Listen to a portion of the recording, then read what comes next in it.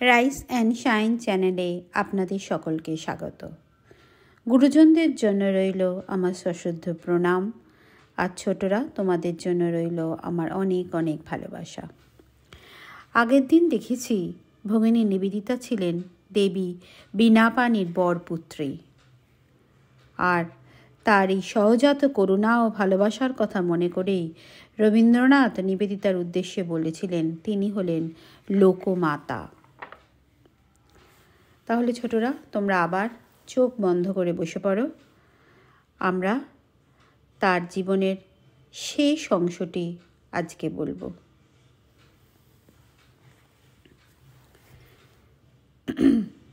সেকালে কম বয়সের মেয়েদের বাবা মা বিয়ে দিয়ে দিতেন, ফলে অল্পকাল পরেই তারা বিধবা হতেন। এইসব বাল্য বিধবাদের জীবন ছিল বড় দুঃখের। সাজ পোশাকে, চালচলনে, আহার বিহারে এইসব কচি বিধবাদের নানা কঠোর নিয়ম মেনে চলতে হতো। মাসে 2 দিন একাদশীতে উপবাসে কাটাতে হতো। বিদ্যাসাগরের পর ভগিনী নিবেদিতাই এই হতভাগিনীদের কথা অন্তর দিয়ে চিন্তা করেছিলেন। তার বিদ্যালয়ের ছাত্রীদের মধ্যে অনেকেই ছিলেন বাল্য বিধবা। তিনি ছাত্রীদের বলতেন, আমার মেয়ে। প্রফুল্লময়ী দেবী ছিলেন তার এমনই এক মেয়ে। ইনি লিখেছেন, বাল্য বিধবা ছাত্রীদের প্রতি সিস্টারের সহানুভূতি, স্নেহ সতর্ক দৃষ্টির যেন সীমা ছিল না। একাদশীর দিন আমার শুষ্ক মুখ তাকে অত্যন্ত ব্যথিত ও বিচলিত করত। প্রতি একাদশীতে তার দেওয়া মিষ্টি ও দুধ কিংবা ঘোল খেতে হতো। একাদশীর দিনে নানা কাজের ব্যস্ততার জন্য আমাকে খাওয়াতে তিনি ভুলে যান। বিকেলে জগদীশ বসুর বাড়ি চলে যান। সেখানে নানা কথা নিয়ে আলোচনাকালে হঠাৎ তার ভুলের কথাটি মনে পড়ে যায়। সঙ্গে সঙ্গে আলোচনার মাঝখানে তিনি লাফিয়ে উঠে পড়েন এবং তাড়াতাড়ি স্কুলে ফিরে আসেন। তখন সন্ধ্যা হয়ে গেছে। দারোয়ান পাঠিয়ে আমাকে বাড়ি থেকে ডেকে নিয়ে যান। আমি যা মাত্র তিনি আমাকে 2 হাতে তার বুকের মাঝে জড়িয়ে ধরে অশ্রু সজল নয়নে বারবার আক্ষেপ করে বলতে লাগলেন, ও আমার মেয়ে, আমি খেয়েছি কিন্তু তোমাকে খাওয়াতে ভুলে গেছি। এমনি মায়ের প্রাণ ছিল নিবেদিতার। ভারতে এসে নিবেদিতাকে কঠোর সংগ্রাম করতে হয়েছে নিজের সঙ্গে এবং বিরুদ্ধ পরিবেশের সঙ্গে। স্বামীজির নির্দেশে তিনি স্বেচ্ছায় ও সানন্দে দুঃখ বরণ করেছিলেন, যাতে পুরোপুরি ভারতীয় হতে পারেন। নিবেদিতাকে ভুলতে হয়েছিল তিনি একজন ইংরেজ মহিলা, নিষ্ঠাবান খ্রিস্টান এবং ইংরেজি শিক্ষায় শিক্ষিত। তিনি এ সকলেই ভুলেছিলেন নিজের মনের সঙ্গে কঠিন লড়াইয়ের পর। অন্যদিকে বিজাতি, বিধর্মী, ম্লেচ্ছ ভেবে এদেশের মানুষও গোড়ায় তাকে আপনজন বলে গ্রহণ করেনি। এখানকার বিরুদ্ধ পরিবেশের সঙ্গে নিজেকে মানিয়ে নিতে এবং স্নেহ, সেবা ও ভালোবাসা দিয়ে চিত্ত জয় করতে তাকে চেষ্টা করতে হয়েছে অনেক দিন। হিন্দু পাড়ায় নিবেদিতার জন্য পাশের বাড়ি, ঘরের কাজের জন্য একটি ঝি এবং তার বিনি পয়সার বিদ্যালয়ের জন্য ছাত্রী জোগাড় করা মোটেই সহজ হয়নি। হিন্দু ঝির রান্নাঘরে নিবেদিতার প্রবেশ নিষেধ। তার ছোঁয়া বাসন স্পর্শ করতেও ঝিয়ের গোড়ায় আপত্তি ছিল, কারণ মেমের ছোঁয়া বড় অসুচি। একদিন নিবেদিতার চায়ের পাত্রটি ভুলে ছুঁয়ে ফেলে ঝি স্নান করে এসেছিল। এ ধরনের নানা বিরূপতাও নিবেদিতাকে সহ্য করতে হয়েছে হাসি মুখে দিনের পর দিন। আচার্য জগদীশচন্দ্র বসু বলেছেন, নিবেদিতাকে কত অনুরোধ করা হয়েছে ভালো বাড়িতে আসার জন্য, তার পুষ্টিকর আহারের জন্য। তিনি হাসি মুখে তা প্রত্যাখ্যান করেছেন। দধিচির মতো আত্মবলিদান, উমার মতো তপস্যা তার জীবনে প্রত্যক্ষ করেছি। এই তপস্বিনী জীবনের প্রেরণা পেয়েছিলেন স্বামীজির কাছ থেকে।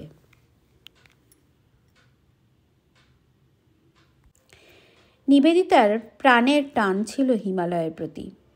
1910 খ্রিস্টাব্দের মে মাসে রওনা হলেন কেদার বদ্রী দর্শনে। সঙ্গী ছিলেন সস্ত্রীক আচার্য জগদীশচন্দ্র বসু ও আরও অনেকে। 17 মে ঋষিকেশে আগমন। এ স্থানের প্রাকৃতিক শোভা অপূর্ব।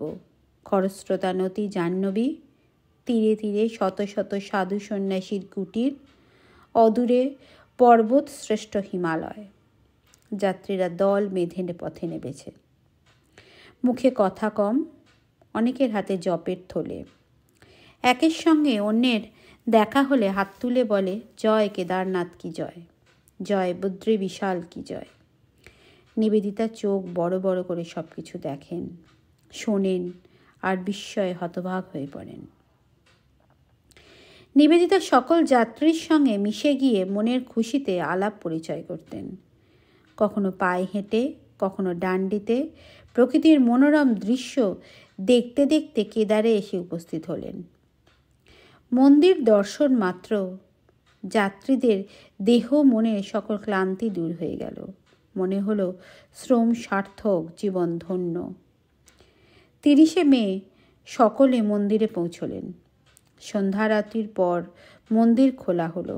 নিবেদিতা মন্দির মুখে সিঁড়ির শেষ ধাপে উঠে দাঁড়ালেন। তার দৃষ্টি পড়ল বিশাল জনতার ওপর। ভারতের বিভিন্ন স্থান থেকে স্রোতের মতো এগিয়ে আসছে মানুষ। এমন দৃশ্য নিবেদিতা আগে দেখেনি। তিনি আবার দেখলেন ভারতে নানা ভাষা, নানা মত, নানা পরিধান, বিবিধের মাঝে দেখো মিলন মহান। তিনি যুক্ত করে কেদারনাথকে প্রণাম জানালেন, শিব শিব। কেদারনাথের পরে বদ্রীনারায়ণ। এ তীর্থ দেখেও নিবেদিতা প্রচুর আনন্দ পেলেন। এই তার শেষ তীর্থ দর্শন। জয় কেদারনাথ কি জয়, জয় বদ্রী বিশাল কি জয়। জীবনের শেষের দিকে তার মা মিসেস বুল, স্বামী সদানন্দ, গুরুদেবের গর্ভধারিণী ভুবনেশ্বরী দেবী এবং স্বামী রামকৃষ্ণানন্দের মহাপ্রয়াণ তাকে শোক সাগরে নিমজ্জিত করেছে। নিবেদিতা নিজের অন্তরেও চির বিদায়ের পদশব্দ শুনতে পাচ্ছিলেন। ভিতরে তিনি এর জন্য প্রস্তুত হচ্ছিলেন।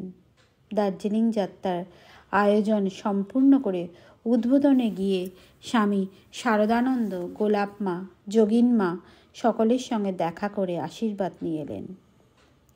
অসুস্থ গিরিশ ঘোষের সঙ্গেও দেখা করলেন। তাকে বললেন, ফিরে এসে আপনার তপোবল নাটকের অভিনয় দেখব। দার্জিলিংয়ে সস্ত্রী জগদীশচন্দ্র বসুর সঙ্গে এসে নিবেদিতা হঠাৎ অসুস্থ হয়ে পড়েন। কঠিন অসুখ, রক্ত আমাশয়। খবর পেয়েই ডাক্তার সরকার এসে চিকিৎসা শুরু করলেন। অবস্থা কখনো ভালোর দিকে যায়, কখনো সকলের মনে আশা জাগে। নিবেদিতা কিন্তু বুঝে গেছেন তার যাবার সময় হয়েছে। তিনি প্রস্তুত হয়েই আছেন। স্বামীজির মুখে তিনি শুনেছেন, শরীর আসে যায়, আত্মা কিন্তু অবিনশ্বর। শ্রীমতী অবলা বসু একেবার বিদেশে অসুস্থ হলে নিবেদিতা তাকে ভগ্নী স্নেহে সেবা করেছিলেন। এবার শ্রীমতী বসু হৃদয়ের সকল ভালোবাসা উজাড় করে দিলেন নিবেদিতার সেবায়। চিকিৎসা ও সেবার বিন্দুমাত্র ত্রুটি ছিল না, কিন্তু মানুষের সকল চেষ্টা ব্যর্থ হলো। মৃত্যুর আগে নিবেদিতা উইল করে তার সমস্ত সম্পত্তি রামকৃষ্ণ মঠকে দিয়ে গেলেন। 13 অক্টোবর 1911, শুক্রবার। অনেক দিন পরে নির্মেঘ আকাশে সূর্য উঠল। চারিদিকে ঝলমলে রোদ। নিবেদিতার রোগক্লিষ্ট মুখে ফুটে উঠল দিব্য আভা।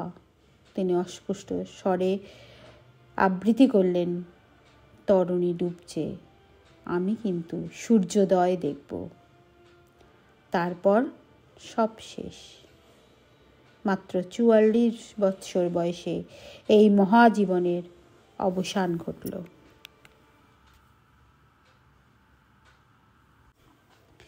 ভগিনী নিবেদিতার অকাল মৃত্যুতে দেশ জুড়ে শোকের ছায়া নেমেছিল। তার স্মৃতি তর্পণ করতে গিয়ে রবীন্দ্রনাথ বলেছেন, প্রতিদিন প্রতি মুহূর্তেই আপনার যাহা সকলের শ্রেষ্ঠ, আপনার যাহা মহত্তম, তাহাই তিনি দান করিয়াছেন। অবনীন্দ্রনাথ বলেছেন, নিবেদিতা যেন সৌন্দর্যের প্রতিমূর্তি, সাজগোজ ছিল না। পাহাড়ের উপর চাঁদের আলো পড়লে যেমন হয়, তেমনি ধীর স্থির মূর্তি তার। তার কাছে গিয়ে কথা কইলে মনে বল পাওয়া যেত। জগদীশচন্দ্র বলেন, নিবেদিতার মহাপ্রাণতা ও ত্যাগের কথা আমরা ধারণা করতে পারিব না। দেশ উপযুক্ত হইলে তাহার মর্যাদা বুঝিবে। তারাশঙ্কর বলেছেন, কন্যার যেমন জননীর নিন্দা সহ্য হয় না, মা যেমন সন্তানের কুৎসা সহ্য করতে পারেন না, তেমনি নিবেদিতার কাছে ভারতবর্ষের কুৎসা অসহ্য ছিল। স্বামী শারদানন্দ বলেন, ভগিনী নিবেদিতার জীবনের সকল প্রকার ক্ষুদ্র চেষ্টা অনুষ্ঠানের পশ্চাতেই আমরা যথার্থ মহত্বের নিত্য পরিচয় পাইয়াছি বলিয়াই সকল সম্প্রদায়ের সকল লোকই আজই তাহার জীবন্ত শক্তিমতী মূর্তি হৃদয়ে স্থাপন করিয়া গভীর শ্রদ্ধায় তাহার নিত্য পূজা করিতেছে। সরলাবালা সরকার বললেন, ভারতবর্ষের সৌভাগ্য যে নিবেদিতাকে পরম আত্মীয়ারূপে ধরিতে পারিয়াছি। ভারতবর্ষের দুর্ভাগ্য যে নিবেদিতা যখন ইহজগতে ছিলেন তখন তাহাকে আপনার বলিয়া বুঝিয়া হৃদয় গ্রহণ করতে পারি নাই। তাহলে তোমরা শুনলে তো রবীন্দ্রনাথ ঠাকুর, অবনীন্দ্রনাথ, জগদীশচন্দ্র, স্বামী শারদানন্দ, সরলাবালা কি উপলব্ধি করেছিলেন আমাদের প্রিয় ভগিনী নিবেদিতাকে নিয়ে। আজকে চোখ বন্ধ করে তোমরা সবাই ঘুমিয়ে পড়ো আর ভাবতে থাকো, ঘুমবার আগে ভাবতে থাকো যে ভগিনী নিবেদিতার ত্যাগের কথা, ভগিনী নিবেদিতাকে উপলব্ধি করতে থাকো। শুভরাত্রি।